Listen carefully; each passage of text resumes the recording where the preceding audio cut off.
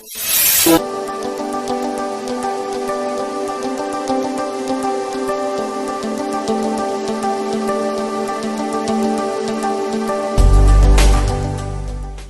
And hello everyone, कैसे हो आप सभी? मजे में? चलिए फिर अपन चालू करते हैं एक्सरसाइज 4.1। एक्सरसाइज 4.1 प्रॉब्लम नंबर 4, उसमें का फर्स्ट क्या दिया है प्रॉब्लम नंबर 4 में? फाइंड के इफ के की वैल्यू आपको फाइंड आउट करना है। दिख रहा है यहाँ पे के, तो इस के की क्या करना है अपने को? वैल्यू फाइंड आउट करना है। तो 4 में का पहला problem, if the sum of the slope of the lines represented by x square plus kxy minus 3y square equal to 0 is twice their product. Sum of slope is twice their product. ये आपको क्या दिया हुआ है? Condition दी हुई है। Okay, तो चलिए पहले अपन इसको सॉल्व करते हैं। क्या करना है आपको? You have to find out the value of K की वैल्यू फाइंड आउट करने के लिए कंडीशन भी आपको दी हुई है। तो स्टेप बाय स्टेप अपन आगे बढ़ते हैं। तो पहले मैं इसको लिख लेता हूं, x square plus k x y minus 3y square equal to 0 given. ये आपको दिया हुआ है और ये क्या है? Joint equation passing through the origin. कहां से पास हो रहा? ओरिजिन में से। ऐसा कैसा बोल रहे सर आपकी ओरिजिन में से पास हो रहा? अरे बाबा, कांस्टेंट टर्म नहीं है ना। कहां है constant term? That's why it is passing through the origin. So comparing with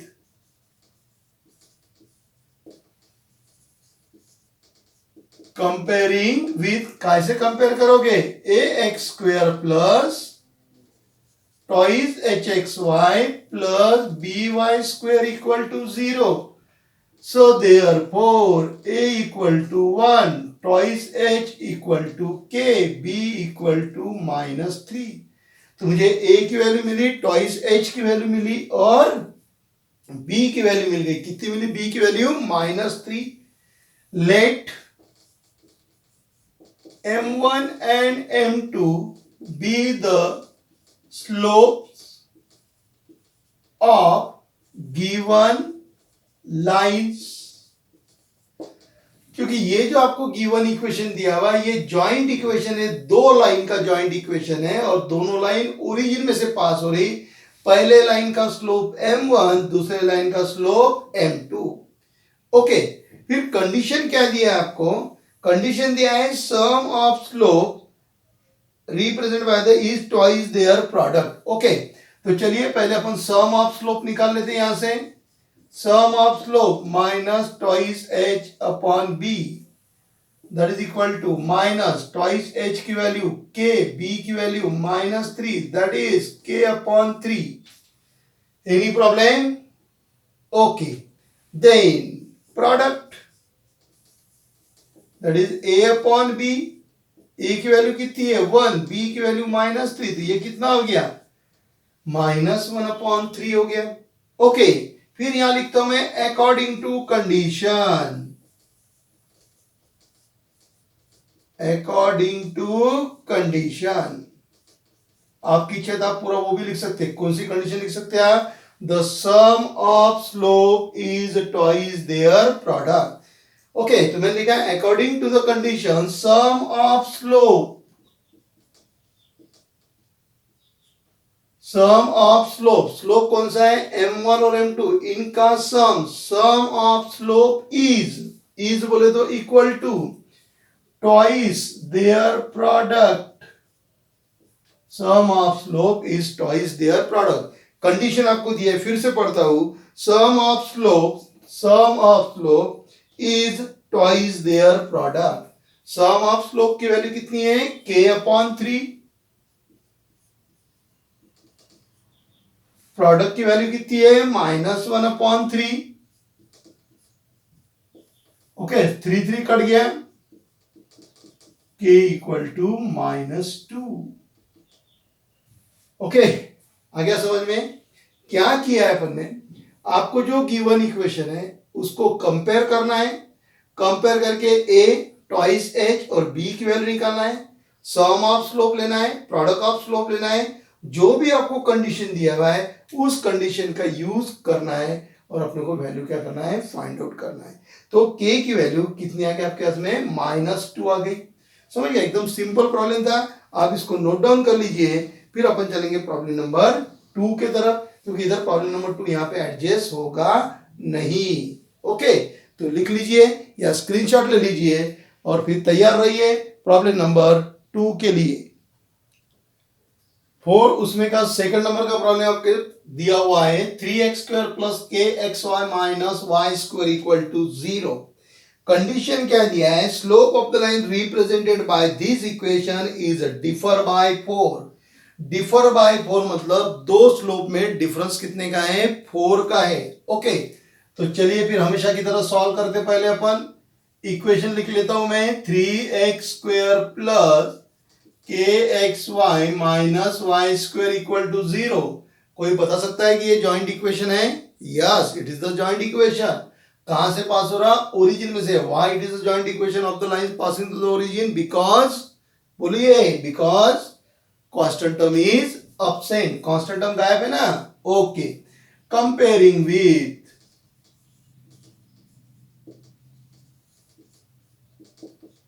comparing, बोलिए क्या के साथ में कंपेयर करो, ax² plus twice hxy plus by² = 0। Therefore a = 3, twice h = k and b = -1। बराबर लिखिएगा, b = -1। Let m1 and m2 be the slopes of given lines, be the slope of given lines. So therefore sum of slope minus twice h upon b minus k minus 1, so that is k, and product of slope a upon b 3 upon -1, that is -3। Sum of slope के आ गया और product of slope कितना आ गया, -3, according to condition.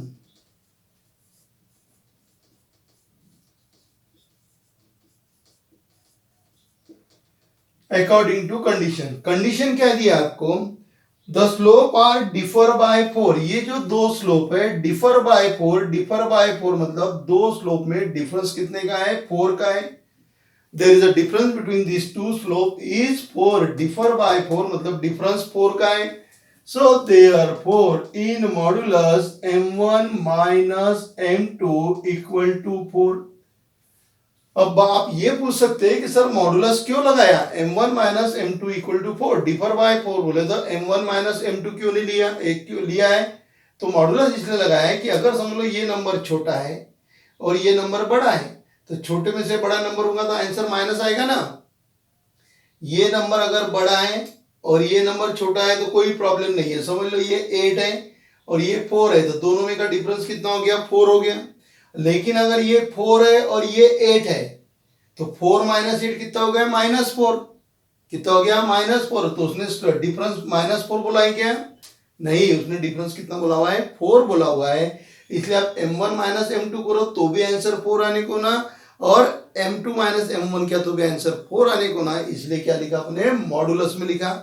कहां लिखा अपने, मॉडुलस में। समझ आ गया, why it is necessary to give the modulus. Okay, अब अपन करेंगे स्क्वेयरिंग बोथ द साइड, क्योंकि मुझे मॉडुलस हटाना है। तो स्क्वेयरिंग बोथ द साइड, दोनों साइड का स्क्वायर करूंगा, ये हो जाएगा m1 - m2 स्क्वायर = 4 का स्क्वायर 16। अब इसको मैं सॉल्व कर लेता हूं, m1 - m2 को, तो क्या हो जाएगा, m1 square plus m2 square -2 times a - b whole square. Okay, अब देखिए क्या प्रॉब्लम आ गया। मेरे पास में प्रोडक्ट ऑफ स्लोप दिया हुआ है, मेरे पास में क्या दिया हुआ है, प्रोडक्ट ऑफ स्लोप दिया हुआ है, लेकिन ये दिया हुआ नहीं है। इसमें और इसमें डिफरेंस है। इसमें क्या है, सम ऑफ स्लोप है, इसमें sum of slope square, sum of slope और उनका क्या है, स्क्वायर दिया हुआ है। तो अब क्या करना है मुझे, m1 plus m2 whole square, इसकी वैल्यू मुझे इन दोनों का यूज करके सम ऑफ स्लोप और प्रोडक्ट ऑफ स्लोप, इन दोनों का यूज करके मुझे इसकी वैल्यू निकालना है। प्रॉब्लम देख लीजिए क्या आ रहा है, अपन कहां अटक गए अपनी गाड़ी। इसकी तो वैल्यू दिया है product of slope, product of slope अकाश में -3 दिया हुआ है, लेकिन इसकी वैल्यू नहीं है ना। ये क्या है, m1 प्लस m2। मैं यहाँ पे k का स्क्वायर नहीं लिख सकता क्योंकि दोनों में डिफरेंस है ना। इसका स्क्वायर, हाँ अगर ये ऐसा रहता, ये वाली जो टर्म्स है, अगर ये टर्म्स ऐसी रहती तो अपन आसानी से m1 प्लस m2 की वैल्यू k और उसका क्या करते थे, स्क्वायर करते थे। लेकिन ये टर्म और ये टर्म में कैसा है, डिफरेंस है, तो इसलिए ये वाला ऐसा सवाल नहीं होगा। तो फिर अब क्या करेंगे अपन। ओके, तो करना क्या है मुझे, ये जो m1 square plus m2 square है, इसका आंसर फाइंड आउट करना है in the form of sum and product, in the form of sum and product. देखिए क्या एडजस्टमेंट करता हूं मैं, m1 square plus m2 square plus 2 times m1 m2 minus 2 times m1 m2 minus 2 times m1 m2 equal to 16। क्या किया मैंने, एक बार 2 टाइम्स m1 m2 ऐड किया, ऐड करूंगा तो सबट्रैक्ट कर दिया, और ये वाला इसी लिखना पड़ेगा क्योंकि अपन जब कुछ ऐड भी करते हैं तो सबट्रैक्ट भी करने को ना, ताकि इक्वेशन चेंज होने को नहीं होने को ना। तो क्या किया मैंने, इसको ऐसे लिखा, इसके अंदर मैंने एक बार ऐड किया 2 टाइम्स और क्या किया, सबट्रैक्ट किया, तो अभी मेरा इक्वेशन क्या रहेगा, बैलेंस। और ये जो लिखा हुआ है ये यहां से लिखा हुआ है। अब इसको मैं ऐसा लिख सकता हूं, m1 plus m2 whole square minus 4 times m1 m2 equal to 0। a square plus b square plus 2 times ab, it is the expansion of a plus b whole square. अगर मैं इसको सॉल्व करूं, a plus b whole square, तो ये मिलेगा a square plus b square plus 2 times ab, ये दोनों same है। -2 कितना हो गया, -4। अब वैल्यू पुट कर दो, m1 प्लस m2 कितना है, k, ये हो गया मेरे हाथ में k square minus product -3 that is equal to 16, minus minus plus 4 3 12, k square equal to 16 minus 12, तो k square equal to 4। So therefore k equal to plus minus 2, k की वैल्यू कितनी हो गई, प्लस माइनस 2। आएगा ध्यान में, पहले वाला प्रॉब्लम एकदम इजी था है ना, क्योंकि उसमें क्या दिया था, sum of slope is twice their product, तो अपने हाथ में सम की वैल्यू थी और प्रोडक्ट की भी थी। यहाँ पे क्या है, ये देने की वजह से क्या हो गया, अपने हाथ में प्रॉब्लम हो गया, क्योंकि अपने हाथ में डिफरेंस ऑफ स्लोप का वैल्यू नहीं है। जैसे सम ऑफ स्लोप की वैल्यू है ना, ऐसे डिफरेंस ऑफ स्लोप की वैल्यू थी कि अपने पास में नहीं थी, करके अपने को ये क्या करना पड़ा, उसके एडजस्टमेंट करना पड़ा। ये स्टेप को नोट डाउन करके लीजिए और फिर आपको तो बाकी सब समझता ही कि प्रॉब्लम किस तरीके से सॉल्व किया। आप इसको नोट डाउन कर लीजिए और फिर चलेंगे अपन प्रॉब्लम नंबर 3 के तरफ।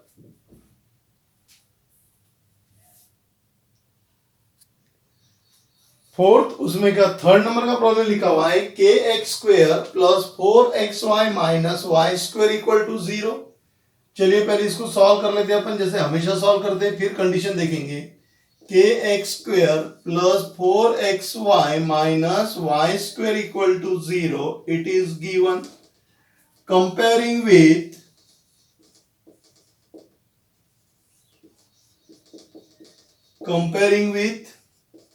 ax square plus twice hxy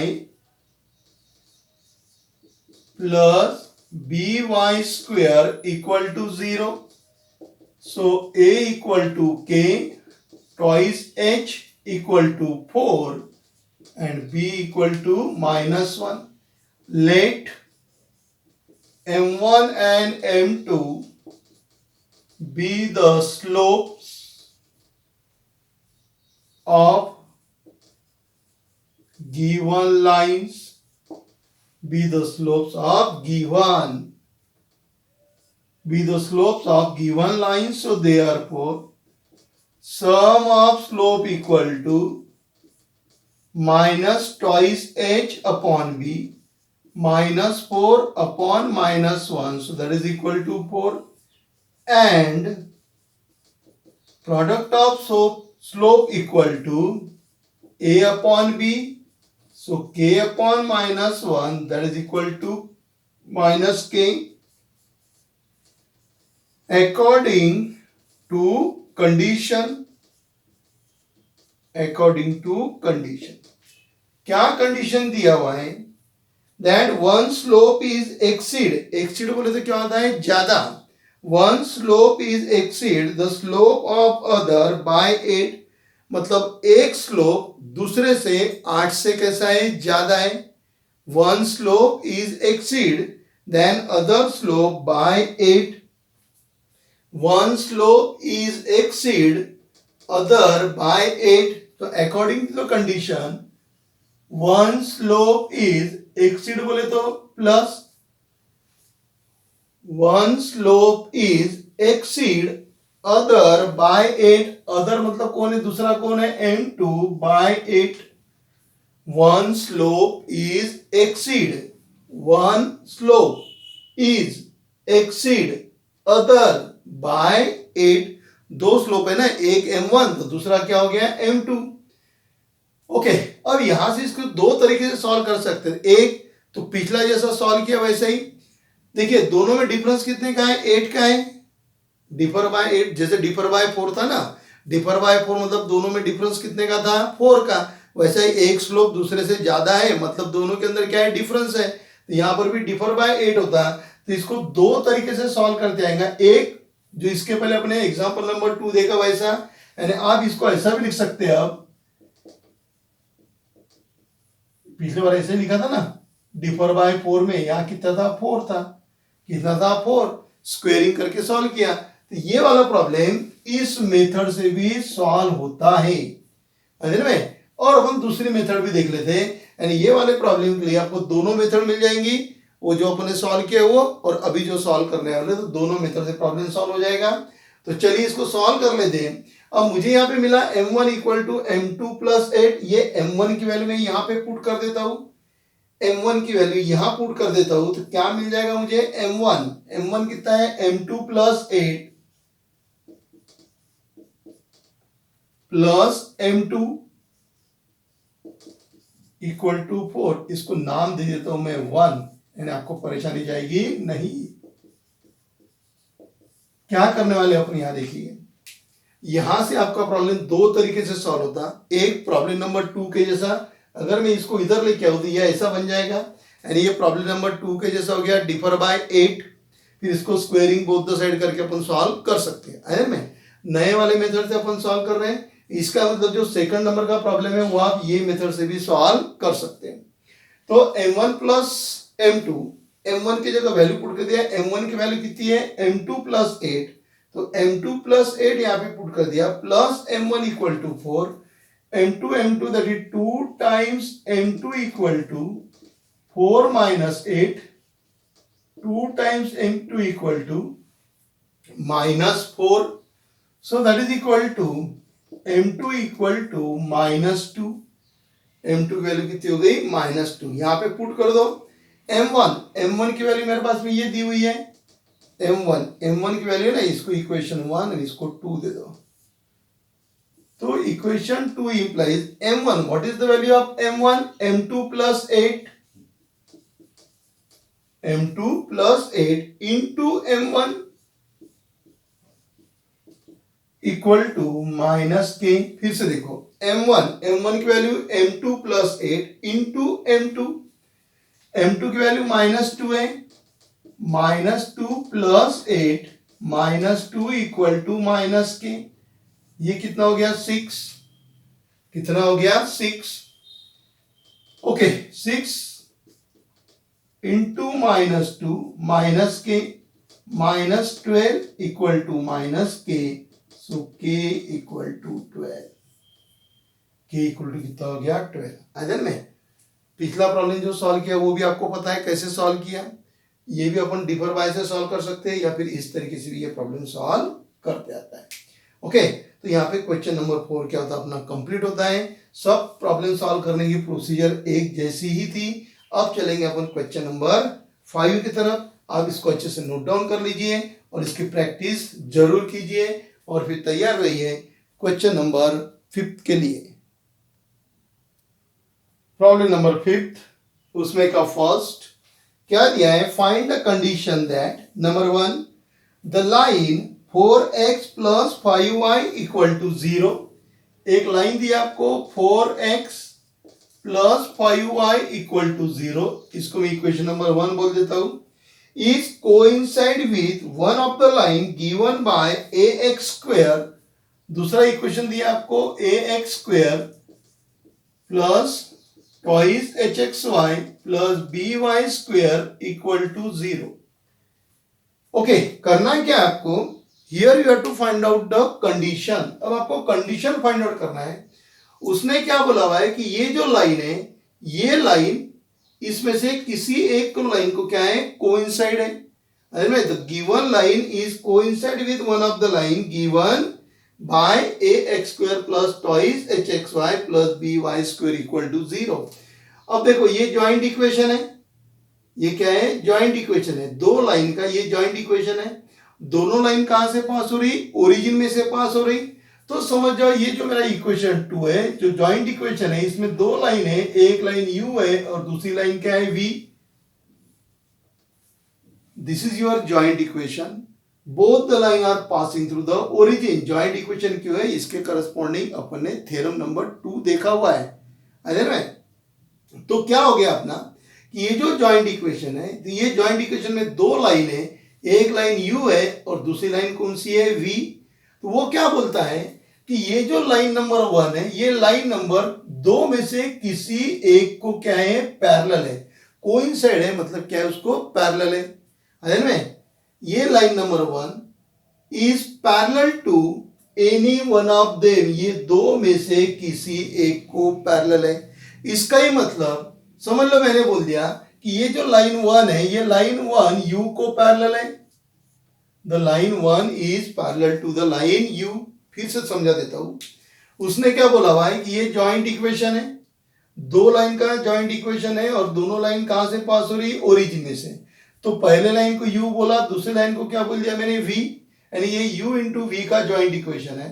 फिर वो बोलता है कि ये जो लाइन है, ये लाइन दो में से किसी एक को क्या है, पैरेलल है। तो मैंने बोल दिया कि वो u को पैरेलल है। जब लाइन पैरेलल है, इसका मतलब दोनों का स्लोप इक्वल रहेगा। If the two lines are parallel then their slopes are equal. तो इसी का मतलब u लाइन का स्लोप और इस लाइन का स्लोप क्या रहेगा, सेम रहेगा। Why, because both the lines are parallel. Okay, तो पहले मैं इसका स्लोप निकाल लेता हूं। तो यहां लिखता हूं फिर मैं भी, the slope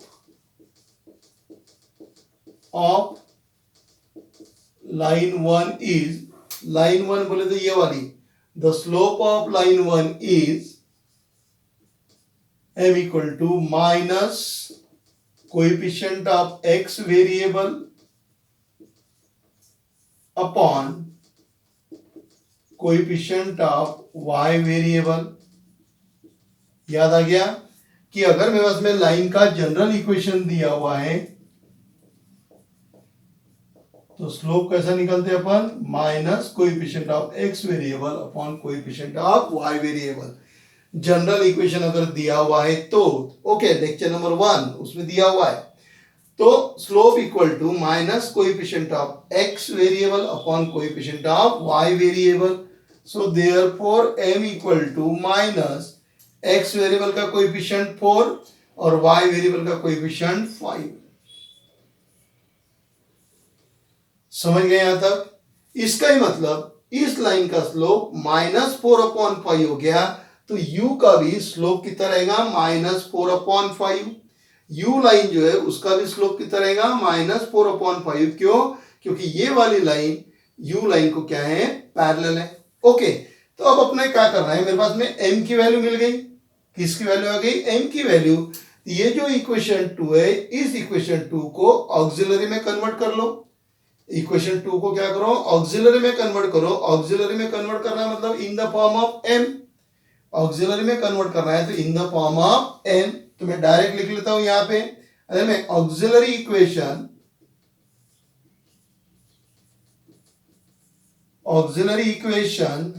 of equation 2 is, auxiliary equation आपको मालूम है ना क्या करते हैं ऑक्सिलरी इक्वेशन के लिए, dividing by x square both the side, dividing both the side by x square, इसको एक्स स्क्वायर से डिवाइड कर दो, y square upon x square क्या होता है एम स्क्वायर, ये क्या हो गया b m square plus twice h m plus a equal to 0।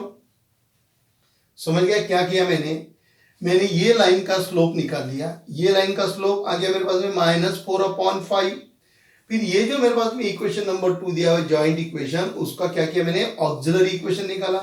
Auxiliary equation निकालने की मेथड अपन सेकंड लेक्चर के अंदर देख चुके हैं, dividing both the side by x square से डिवाइड करेंगे तो ये ए रहेगा, यहां से कट जाएगा तो y अपॉन एक्स आएगा, वाई स्क्वायर अपॉन एक्स, और वाई स्क्वायर अपॉन एक्स बोले तो y अपॉन एक्स यानी क्या होता है m, क्योंकि ओरिजिन में से जा रहा तो y equal to m x. तो इसका ये जो लाइन है इसका ऑक्सिलरी इक्वेशन हो गया।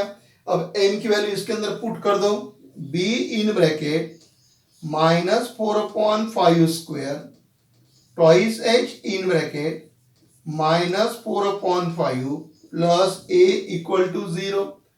सो दैट इज b, माइनस का स्क्वायर पॉजिटिव, 4 का स्क्वायर 16, 5 का square 25, -4 2 8h upon 5 plus a equal to 0, multiply both the side by 25, दोनों साइड को 25 से क्या कर दो मल्टीप्लाई दिए, 25 कैंसिल हो गया एंड ये हो गया 16b माइनस 25 से मल्टीप्लाई करेंगे तो 5 5 और 5 into 8, so that is 40h plus 25a equal to 0. This is the required condition. ये क्या होगी अपनी रिक्वायर्ड कंडीशन। परपेंडिकुलर बोलता तो उसके हिसाब से अपन करते थे, अभी पैरेलल है करके दोनों का स्लोप क्या हो गया इक्वल, परपेंडिकुलर करेंगे तो स्लोप का क्या लेंगे इसका रेसिप्रोकल लेंगे। रिक्वायर्ड लाइन इज परपेंडिकुलर, ये रिक्वायर्ड लाइन पैरेलल है करके वही स्लोप आ गया, परपेंडिकुलर था तो स्लोप उल्टा था, बाकी सॉल्व अपन वैसे ही करते थे। ओके, अब चलेंगे प्रॉब्लम नंबर 2 की तरफ। सेकंड में क्या दिया है आपको, the line 3x plus y equal to 0, fifth में का second 3x plus y equal to 0 given as equation number 1 is perpendicular to the line given by ax square plus twice hxy plus by square equal to 0। अभी अपने बात किया था perpendicular की और problem आ गया परपेंडिकुलर का, पैरेलल का तो अपने सॉल्व किया, परपेंडिकुलर का भी सॉल्व करते हैं।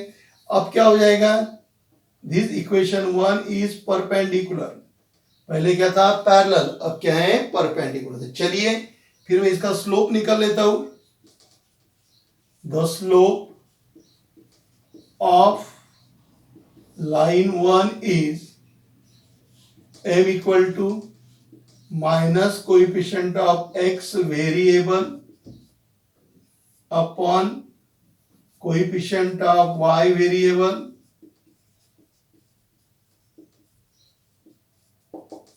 so that is equal to x का कोएफिशिएंट कितना है 3 एंड -3 कोएफिशिएंट ऑफ y का कोएफिशिएंट कितना है 1। एक बार मैं इक्वेशन देख लेता हूं, बराबर लिखा है क्या 3x plus y equal to 0। Okay, m equal to क्या हो गया -3/1 दैट इज इक्वल टू -3। अब वो क्या बोलता है कि ये लाइन परपेंडिकुलर है। अब जब ये लाइन परपेंडिकुलर है इसका ही मतलब रिक्वायर्ड लाइन का स्लोप क्या बन जाएगा इसका reciprocal. So therefore slope of required line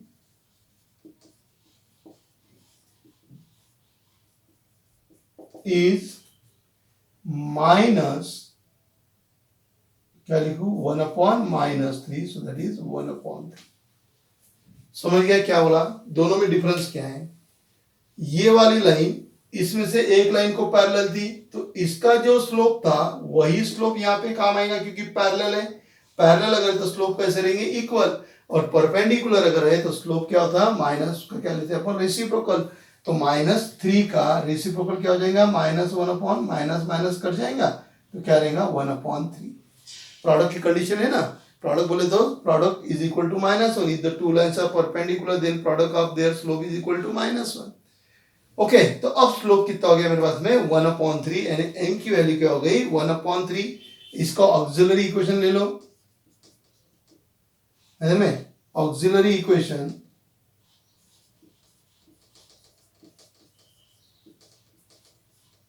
of 2 is bm square plus twice hm plus a equal to 0। चलिए वैल्यू पुट कर देता हूं, b m की वैल्यू कितनी है 1/3 square plus twice h 1/3 plus a equal to 0। Solve कर लो, b 1 का स्क्वायर 1, 3 का square 9, twice h upon 3 plus a equal to 0। Multiply both the side by 9, 9 से मल्टीप्लाई करेंगे तो 9 9 कटेगा तो कितना हो गया b प्लस 3 3 जा मीन्स 6, सॉरी bn स्क्वायर। सो 3 यहाँ पे 9 आ गया तो 3 3 जा 9 हो गया, मतलब 6h plus a equal to 0।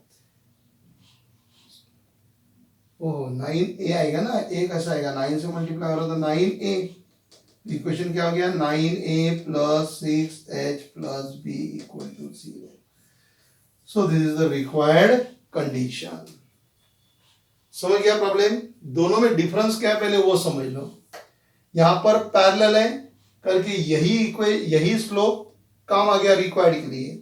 यहाँ पे परपेंडिकुलर है, this line is perpendicular to this line, तो इस लाइन का स्लोप क्या हो गया 1 स्लोप को आ गया -3, और वो इसको परपेंडिकुलर है करके ये स्लोप का क्या लेंगे अपन माइनस रेसिप्रोकल लेंगे, तो आ गया 1/3। और फिर इसके अंदर पुट करके क्या किया आपने, सॉल्व किया। यहाँ पे आपका प्रॉब्लम नंबर 5 क्या होता है, खत्म होता है। आप इसको नोट डाउन कर लीजिए। देखिए इसमें थोड़े थोड़े चेंजेस हैं, आपको वो चेंजेस सिर्फ समझना है आपको, बाकी ऐसा कोई पेयर ऑफ स्ट्रेट लाइन कोई कॉम्प्लिकेट वाला चैप्टर नहीं है। ये थोड़ी पर आपको ध्यान में रखना है कि पैरेलल है तो स्लोप इक्वल रहेगा, परपेंडिकुलर है तो स्लोप का क्या रहेगा, product of their slope is equal to -1। उसमें से गिवन लाइन पे से रिक्वायर्ड लाइन का स्लोप ऊपर निकाल सकते।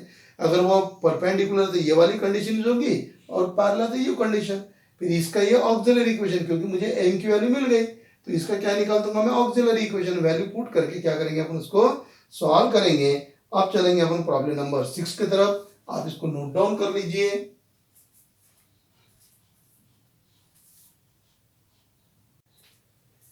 ओके, 6 नंबर का प्रॉब्लम क्या दिया हुआ है। 6 नंबर के प्रॉब्लम में if one of the line given by equation दिया आपको ax स्क्वायर plus twice hxy plus by square equal to 0 is perpendicular to the line px plus qy equal to 0, then show that ap square plus twice hpq plus bq square equal to 0। अभी अपन ने fifth में का second वाला जो problem solve किया perpendicular का, उसी तरीके से सॉल्व करना है। उसने क्या बोला हुआ है, इसमें क्या बोला हुआ है कि it is the joint equation. ये जो आपको इक्वेशन दिया हुआ ये जॉइंट इक्वेशन है, मतलब दो लाइन है, तो इसमें से एक आधी लाइन इसको क्या है, परपेंडिकुलर है। क्वेश्चन नंबर 5 में क्या बोला था कि ये लाइन किसी एक को परपेंडिकुलर है, this line is perpendicular to any one of the line. अभी वो क्या बोलता है कि इसमें से एक लाइन इसको क्या है, परपेंडिकुलर है, यानी u is perpendicular to v या फिर v is perpendicular to u, कुछ फर्क नहीं है। तो फिफ्थ में का सेकंड वाला जैसा सॉल्व किया था वैसा ही क्या करते हैं अपन, इसको सॉल्व करते हैं। तो चलिए पहले अपन लाइन का स्लोप निकाल लेते हैं। तो slope of line 2 is m equal to minus coefficient of x variable upon coefficient of y variable. अब देखा परपेंडिकुलर है, अगर पैरेलल रहता तो यही काम आ जाता था, और ये परपेंडिकुलर होने की वजह से काम नहीं आएगा, तो इसका क्या लेंगे अपन, स्लोप लेंगे। So therefore slope of required line equal to, उल्टा कर दो, इसका उल्टा कितना हो जाएगा, देखो माइनस है तो माइनस माइनस कट होके क्या आ जाएगा, क्यू अपॉन पी आ जाएगा, क्योंकि इस प्रोडक्ट क्या आएगा -1 अपॉन, इसका रेसिप्रोकल, और ये माइनस के साथ में माइनस चले गया तो प्लस, पी अपॉन क्यू का reciprocal q upon p, minus minus cut के प्लस हो जाएगा। इसका ऑक्सिलरी इक्वेशन निकालते हैं। So auxiliary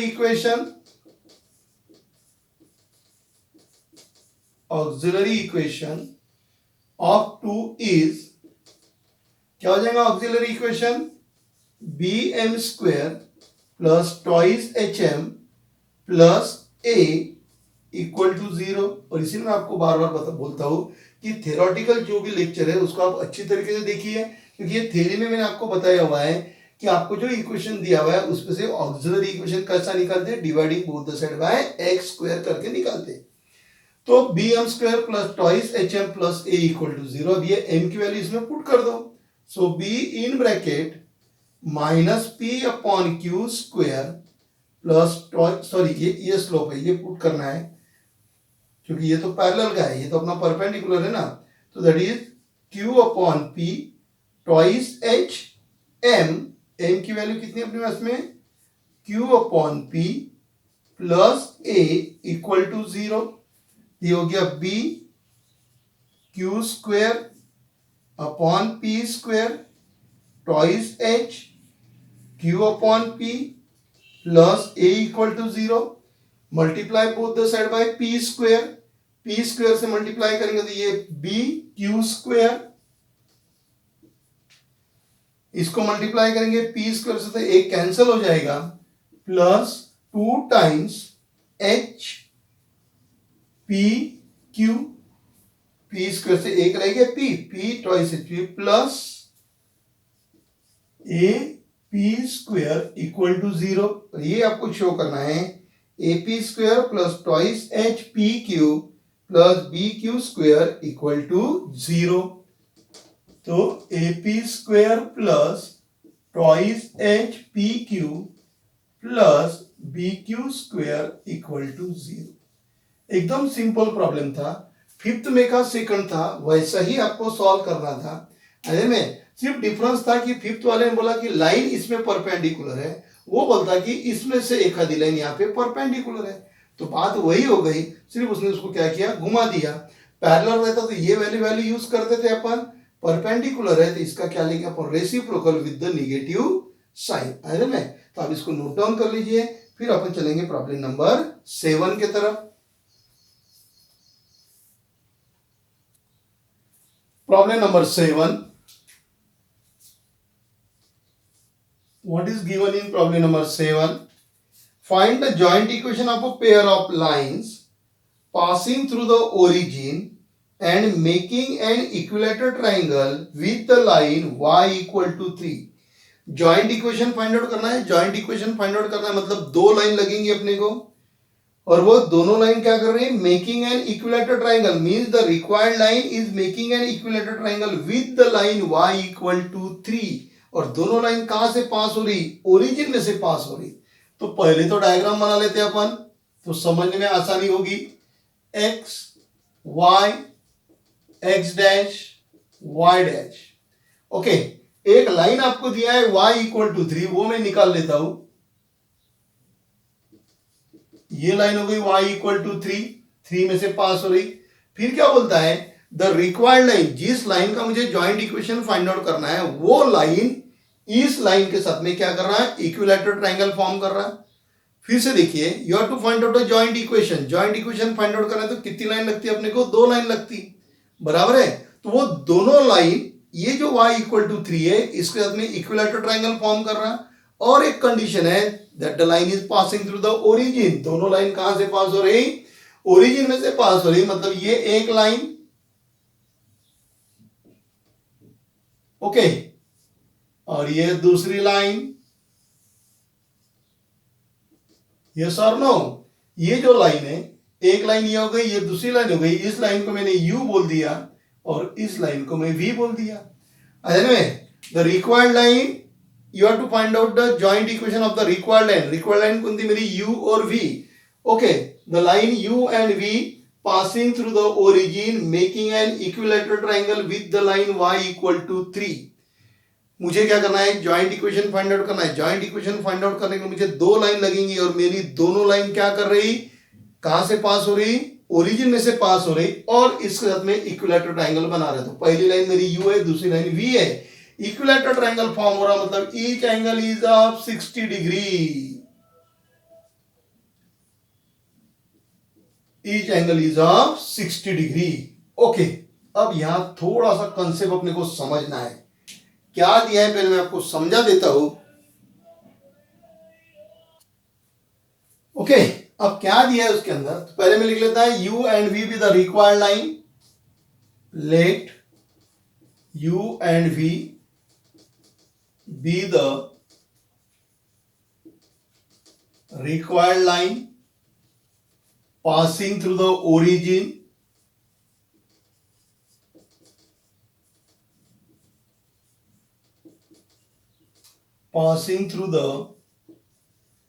origin and making equilateral triangle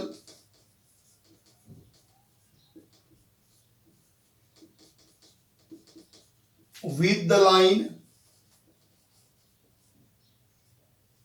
y equal to 3. Okay, अब ये इक्विलैटरल ट्रायंगल फॉर्म होने की वजह से सभी एंगल कितने हो जाएंगे? उसके 60 डिग्री के हो जाएंगे. अब ये जो एंगल है ये एंगल भी कितने का होगा? ये एंगल कितने का हो जाएगा? जहां तक मेरा ख्याल है ये एंगल 60 डिग्री का होगा. कि होगा कि नहीं होगा? कैसे होगा? देखिए, ये दोनों लाइन पैरेलल है.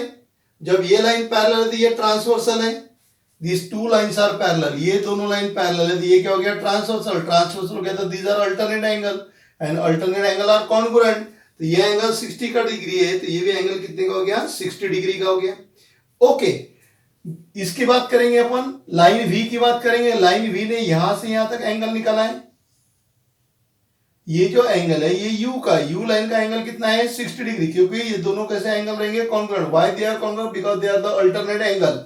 Why they are alternate angle? Because the U is the transversal. Why U is the transversal? Because these two lines are parallel. Okay, parallel होने की वजह से ट्रांसवर्स हो गया करके अल्टरनेट एंगल हो गया. वो 60 डिग्री और ये कितना हो गया? 60 डिग्री का हो गया. V एंगल जो है, V लाइन जो है, V लाइन ने ये एंगल बनाया यहां से लेके यहां तक V वाला है 60 + 60 तो V वाला कितना हो गया? 120 डिग्री. कितना हो गया? 120 डिग्री. ओके, फिर यहां लिखता हूं therefore the line U and V making the angle, the line U and V making the angle of 60 degree and 120 degree respectively. कितने का एंगल फॉर्म हो रहा? 60 डिग्री का. और इसका 120 डिग्री का फॉर्म हो रहा. अब इधर से क्यों नहीं लिया अपने एंगल? V का इधर से इधर घुमाने से बेहतर था. इधर से क्यों नहीं लिया अपने? क्योंकि अपन जो इंक्लिनेशन एंगल जो लेते, these are the inclination angle. Inclination angle जो लेते अपन वो हमेशा कहां से लेते हैं? Positive direction of x axis. The inclination angle is always taken from the positive direction of x axis. 11 standard वहां पे देख लीजिए आप, pair of line, sorry straight line में आपको वहां मिल जाएगा. तो इसीलिए कहां से लिया अपने? पॉजिटिव डायरेक्शन से अपने लिया. क्यों? क्योंकि निगेटिव डायरेक्शन अपने को नहीं चलता तो ये अपने काम का नहीं है. ओके, अब मेरे पास यू लाइन आ गई, वी लाइन आ गई. अब मुझे ये लाइन का क्या निकालना है? इक्वेशन. क्योंकि इनका ज्वाइंट इक्वेशन होना ना, तो ज्वाइंट इक्वेशन के लिए मुझे यू लाइन का इक्वेशन लगेगा और वी लाइन का इक्वेशन लगेगा. इक्वेशन फाइंड आउट करने के लिए मुझे स्लोप लगेगा. तो पहले मैं यू लाइन का स्लोप निकाल लेता हूं और वी लाइन का स्लोप निकाल लेता हूं. फिर ये मेरे पास में इंक्लिनेशन एंगल है. इंक्लिनेशन एंगल पे से स्लोप कैसा निकालते हैं? By using the formula m = tan theta where theta is the inclination angle. Okay, तो पहले मैं क्या करूंगा? यू लाइन का स्लोप निकालूंगा, फिर वी लाइन का स्लोप निकालूंगा. स्लोप क्यों निकाल रहा हूं? क्योंकि मुझे यू लाइन और वी लाइन का क्या फाइंड आउट करना है? इक्वेशन फाइंड आउट करना है. क्यों? क्योंकि मेरे वो रिक्वायर्ड लाइन है. उन दोनों का ही मुझे ज्वाइंट इक्वेशन निकालना है. ओके, तो therefore slope of line u, therefore slope of line u equal to, है ना, u लाइन का स्लोप उसको m1 बोल देता हूं, that is m1 equal to tan 60 degree, tan 60 degree की वैल्यू कितनी हो गई, √3, and slope of line v, that is m2 बोल दिया, tan 120 डिग्री, तो लिख लीजिए इसको tan 90 प्लस 30, 120 बोले तो 90 प्लस 30, tan 90 आ गया तो चेंज हो गया एंड ये चले गया cot 30 में, tan 90 पाई बाय 2, 90 बोले तो क्या हो गया पाई बाय 2, तो पाई बाय 2 रहा तो रेशियो चेंज होता है, tan कहां चले गया cot में। अब 90 प्लस 30 मतलब सेकंड क्वाड्रेंट, कौन से क्वाड्रेंट में, सेकंड क्वाड्रेंट में, और सेकंड क्वाड्रेंट में tan क्या रहता है, निगेटिव, ये हो गया minus, so that is equal to minus √3 cot 30, उसकी वैल्यू भी कितनी होती है, √3, और ये क्या हो गया आपका माइनस, समझ गया होगे। ओके, अब u लाइन का स्लोप मेरे पास में √3 है और v लाइन का स्लोप क्या है, माइनस √3, और दोनों लाइन कहां से पास हुई, ओरिजिन में से, है ना, द लाइन नहीं, the equation of line, the equation of line u is, u line का इक्वेशन क्या हो जाएगा, y equal to mx, and the equation of line v is y equal to m2x, so therefore y equal to m1 कितना है, √3 x, that is y minus √3x equal to 0, and y equal to m2 कितना है, minus √3x, that is y plus √3x equal to 0। u line origin में से जा रही करके उसका ये इक्वेशन, v लाइन ओरिजिन में से पास हो रही तो उसका ये इक्वेशन है। ओके, तो अब ये हो गया मेरे पास में equation of required line, so therefore joint equation is u into v equal to 0, तो ये u हो गया, ये v हो गया equal to 0, y into y, देखिए a minus b, a plus b, a minus b, a plus b, तो a square minus b square equal to 0, so y square minus 3x square equal to 0, y square minus 3x square equal to 0, that is 3x square minus y square equal to 0।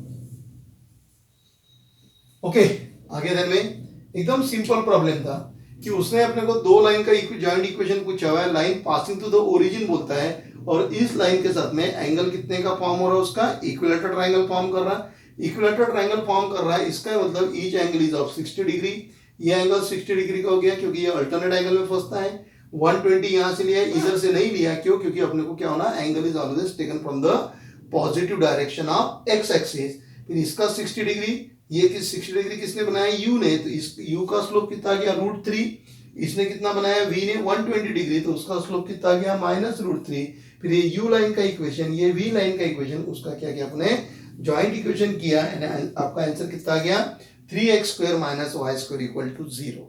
है ना, छोटी छोटी चीजें जो आपको क्या करना है, ध्यान में रखना है, और ये सब छोटी छोटी चीजें मैंने आपको थ्योरी जो अपन ने लिया था लेक्चर नंबर 1 के अंदर, उसमें अपन ये सब एक्सप्लेन किया हुआ है कि अगर आपको जनरल इक्वेशन दिया है तो वहां से स्लोप कैसे निकालना, एंगल अगर दिया है तो स्लोप कैसे निकालना, 2 पॉइंट अगर दिया है तो स्लोप कैसे फाइंड आउट करना।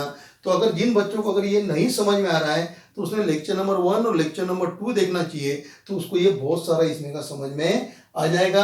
और इसी आशा के साथ अपन चलते हैं प्रॉब्लम नंबर 8 के तरफ। आप इसको नोट डाउन कर लीजिए या फिर आप इसका स्क्रीनशॉट ले लीजिए और तैयार रहिए प्रॉब्लम नंबर 8 के लिए। Problem number 8, what is given in problem number 8? If the slope of the lines given by ax square plus twice hx square is 4 times the other, one slope is 4 times the other, then show that 16h square equal to 25ab। है ना, one slope is 4 times the other। तो आपको दिया हुआ क्या है, आपको दिया हुआ उसने ax square plus twice hxy plus by square equal to 0। कौन सा इक्वेशन है ये, जॉइंट इक्वेशन है। It is the joint equation of the line passing through the origin. Okay, अब जॉइंट इक्वेशन है मतलब दो लाइन है। ओके, तो एक लाइन u है, दूसरी लाइन v है और उनके स्लोप आपको दिया हुआ है, तो उसने उसमें कंडीशन आपको दी हुई है। तो चलिए पहले अपन लिख लेते हैं, late m1 and m2 be the slope of the lines, be the slope of the lines given by ax square plus twice hxy plus by square equal to 0। ये जॉइंट इक्वेशन है, इसकी दो लाइन है, u line का slope m1 है, v line का slope m2 है। Okay, फिर यहां से क्या हो जाएगा, therefore sum of slope minus twice h upon v and product of slope equal to a upon b। फिर उसने कंडीशन अपने को दिया हुआ है, अकॉर्डिंग टू कंडीशन। कौन सी कंडीशन दिया उसने अपने को, अकॉर्डिंग टू द कंडीशन उसने आपको कंडीशन दिया है, one slope is 4 times other, one slope is 4 times other, one slope is 4 times, times बोले तो multiplication, one slope is 4 times other. अब ये वैल्यू अपन इक्वेशन 1 में पुट करते हैं। इक्वेशन 1 इंप्लाइज m1 के जगह 4m2 plus m2 equal to minus twice h upon b, दोनों का नेचर सेम है, so 5m2 equal to minus twice h upon b, so m2 equal to minus twice h upon 5b। m2 की value यहां put कर दो, substitute the value of m2 in equation 2। तो equation 2 implies m1, what is the value of m1, 4 times m2 into m2, what is the value of m2, minus twice h upon 5b equal to a upon b। फिर से देख लीजिए, m1 की value यहां पे put कर दिया तो ये 5 टाइम्स m2 हो गया, m2 की वैल्यू मिल गई minus twice h upon 5b। ये वैल्यू मैं यहां पे पुट करूंगा, m1 की value 4 times m2 into m2 की वैल्यू मैंने निकाल लिया। अब इसको सिर्फ सिंप्लीफाई करते जाना है आपको। ओके, अब ये जो m2 की वैल्यू है क्या हो गया, 5 टाइम्स m2, तो m2 की वैल्यू फिर यहां पे पुट करना पड़ेगा मुझे, m2 है ना। देखिए क्या हो रहा है, m1 की वैल्यू कितनी है, 4 टाइम्स m2, वो मैंने यहाँ पे लिख दिया है। m2 की वैल्यू लिखा है। अब ये मेरे पास में जो m2 है इसकी वैल्यू फिर पुट करता हूं, 4 in bracket minus twice h upon 5b into minus twice h upon 5b equal to a upon b। दोनों सेम है, स्क्वायर कर लो, तो minus twice h upon 5b उसका square equal to a upon b।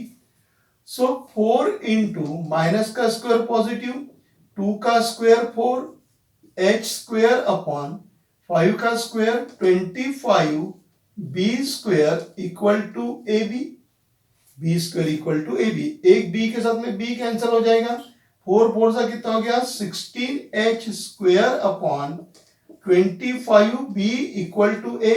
इसको इधर भेज देंगे अपन तो कितना होगा, 16h square equal to 25ab। और यही शायद आपको क्या करना था, प्रूव करना था 16h² equal to 25ab। Simple problem था, है ना। में क्या करना था इसके अंदर, ये जो लाइन है, ये लाइन आपकी जॉइंट इक्वेशन है, दो लाइन है, एक का लाइन स्लोप लिया m1, दूसरे का m2 लिया, sum of slope product of slope निकाला, कंडीशन दिया है one slope is 4 times other, times बोले तो मल्टीप्लीकेशन, m1 की वैल्यू पुट करके m2 निकाला और m1 और m2 की वैल्यू सेकंड में पुट करके जो आपको प्रूव करना है वो कंडीशन अपने फाइंड आउट कर लिया है ना। तो ये आपका है प्रॉब्लम नंबर 8। अब चलेंगे अपन प्रॉब्लम नंबर 9 के लिए। आप इसका स्क्रीनशॉट ले लीजिए। Problem number 9, what is given in problem number 9? Problem number 9 में आपको दिया हुआ है, if one of the line given by equation ax square plus twice hxy plus by square equal to 0 bisect an angle between the coordinate axes, then show that a plus b whole square equal to 4h square। Okay, क्या दिया उसने, equation आपको दिया हुआ है ax square plus twice hxy plus by square equal to 0। ये उसने आपको एक इक्वेशन दिया हुआ है। ओके, जॉइंट इक्वेशन है, both the line are passing through the origin. तो वो क्या बोलता है कि ये जॉइंट इक्वेशन है, तो इसमें से एक लाइन, ये जॉइंट इक्वेशन है तो आपको पता हुआ है, क्या पता है आपको कि it is the joint equation, और दोनों लाइन कहां से पास हो रही, ओरिजिन में से पास हो रही। तो वो बोलता है कि दो में से एक लाइन कोऑर्डिनेट एक्सिस को क्या कर रहा है, बाइसेक्ट कर रहा है। तो पहले मैं यहाँ पे कोऑर्डिनेट एक्सिस निकाल लेता हूं। कोऑर्डिनेट एक्सिस बोलते हैं तो एक्स एक्सिस और y axis, this is called as coordinate axis. तो वो बोलता है कि अब लाइन तो ओरिजिन में से पास हो रही, क्योंकि ये जॉइंट इक्वेशन है। जॉइंट इक्वेशन किसका है, both the line passing to the origin. अब दो में से एक इक्वेशन, देखिए जॉइंट इक्वेशन है तो दो लाइन है, एक लाइन यू है, दूसरी लाइन वी है। अपन यू के बारे में बात करेंगे, any one of the line बोला है, any one of the line upon you को लेंगे।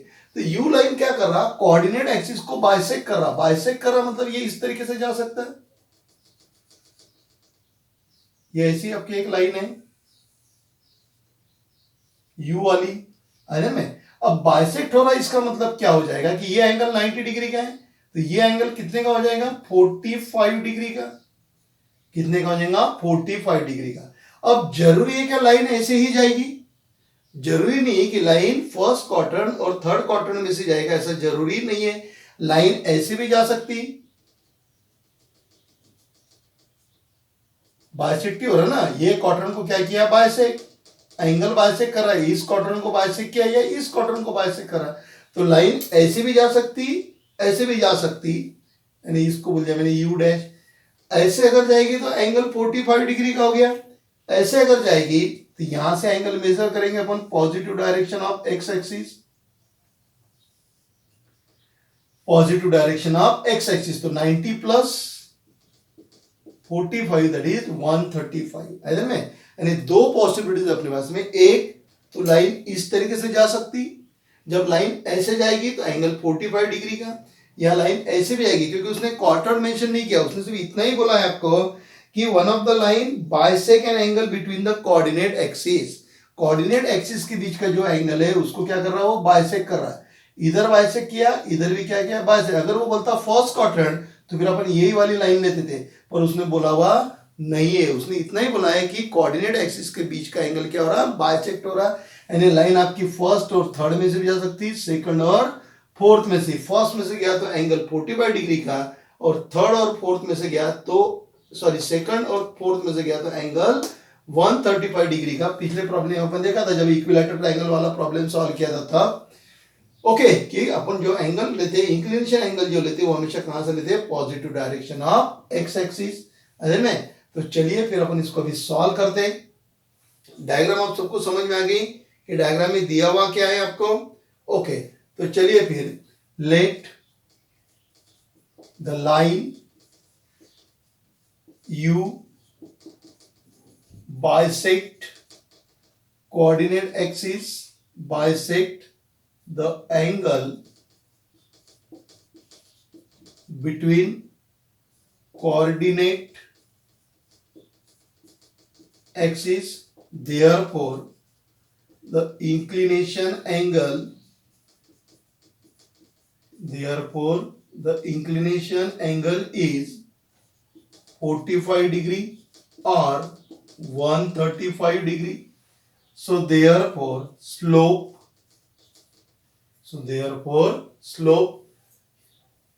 क्या हो जाएगा slope? So therefore slope, so that is m equal to tan 45 degree 1, slope m2 equal to tan 135 degree 135 degree से कितना होता है tan 90 प्लस 45. अब tan 90 बोले तो कॉट में चले गया, ठीक है. tan 90 रेसिप्रोकल चेंज हो जाएगा, tan का रेसिप्रोकल क्या हो जाएगा कॉट, तो कॉट 90 चले गया, रेशियो चेंज होता है ना, कॉम्प्लीमेंट्री में जाता है. और ये सेकंड क्वार्टर में लाया और तो सेकंड क्वार्टर में tan कैसा रहता है negative, so that is equal to -1. So therefore slopes are m equal to +-1. तो स्लोप कितना रहेगा +-1. ऐसा अगर जाएगा तो स्लोप 1 रहेगा, ऐसा अगर जाएगा तो स्लोप क्या रहेगा +-1. स्लोप आ गया, इसको ऑक्सिलरी में कन्वर्ट कर दो. ऑक्सिलरी इक्वेशन ऑफ 1 is इसका auxiliary equation bm square plus twice hm plus a equal to 0. m की वैल्यू पुट कर दो, b in bracket +-1 square twice h in bracket +-1 plus a equal to 0. क्या prove करना है अपने को? Okay, तो ये क्या हो गया आपका 1 का स्क्वायर 1 हो गया, यानी ये हो गया a. What is a? Plus इसको ऐसे रहने देता हूं फिलहाल मैं, ट्वाइस h, इसको +-1 से मल्टीप्लाई किया, प्लस इंटू प्लस प्लस हो जाएगा, और माइनस से करेंगे तो माइनस हो जाएगा, प्लस a इक्वल टू 0. ये हो गया a plus b equal to. अब इसको उधर ट्रांसफर करूंगा, इसको जब मैं इधर ट्रांसफर करूंगा तो प्लस अगर है तो क्या हो जाएगा माइनस हो जाएगा, और माइनस अगर है तो क्या हो जाएगा प्लस हो जाएगा, ट्वाइस h. और आपको प्रूव क्या करना है उसका स्क्वेयरिंग, तो स्क्वेयरिंग बोथ द साइड. तो ये हो गया मेरे पास में a plus b whole square minus plus twice h उसका स्क्वायर.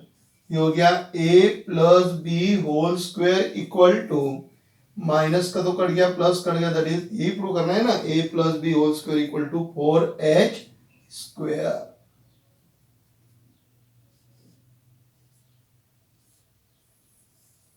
ओके, कुछ भी नहीं था इस प्रॉब्लम के अंदर भी, सिर्फ आपको ये पता होना चाहिए कि उसने दिया हुआ क्या है, कोऑर्डिनेट के बीच का एंगल बाइसेक्ट हो रहा. कोऑर्डिनेट के बीच का एंगल मतलब ये भी बाइसेक्ट हो सकता है, ये भी बाइसेक्ट हो सकता है. लाइन आपकी फर्स्ट क्वाड्रेंट और थर्ड में से भी जा सकती है, और सेकंड और फोर्थ में से. फर्स्ट में से जाएगी तो उसका स्लोप 1 हो जाएगा, सेकंड में से जाएगा तो स्लोप कितना हो गया -1, और ये अपने पास में स्लोप आ गया. तो इस इक्वेशन का क्या लेंगे अपन, ऑक्सिलरी इक्वेशन लेंगे, और ऑक्सिलरी इक्वेशन लेने के बाद में उसको क्या करेंगे अपन, m की वैल्यू उसमें पुट करके उसको क्या करेंगे, जो भी अपने को शो दैट करना है उसको अपन सॉल्व करेंगे और अपन उसको प्रूव करेंगे. आइए में, तो यहाँ पे आपका ये क्वेश्चन नंबर 9 क्या होता है, कंप्लीट होता है. इसी के साथ में आपकी एक्सरसाइज 4.1 जो है वो भी यहाँ पे क्या होती है, कंप्लीट होती है.